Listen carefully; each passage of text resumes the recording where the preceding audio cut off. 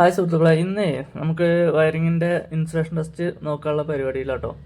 അപ്പോൾ ഞങ്ങൾ ഉപയോഗിച്ചിരിക്കുന്നത് ഇതാണ്, മെക്കോൻ്റെ ഡിജിറ്റൽ ഇൻസുലേഷൻ ടെസ്റ്റാണ് ഉപയോഗിച്ചിരിക്കുന്നത്. അപ്പോൾ വയറിങ്ങിൻ്റെ ഞങ്ങളെല്ലാ പരിപാടിയും ഏകദേശം കഴിഞ്ഞതാണ്, സ്വിച്ച് ബോർഡ് കണക്ട് ചെയ്യൽ കാര്യങ്ങളൊക്കെ കഴിഞ്ഞതാണ്. അപ്പോൾ ഇൻസുലേഷൻ ടെസ്റ്റ് നടത്താൻ വേണ്ടിയിട്ട് എല്ലാ സ്വിച്ചുകളും ഓൺ ചെയ്ത് വെച്ചിട്ടുണ്ട് കേട്ടോ.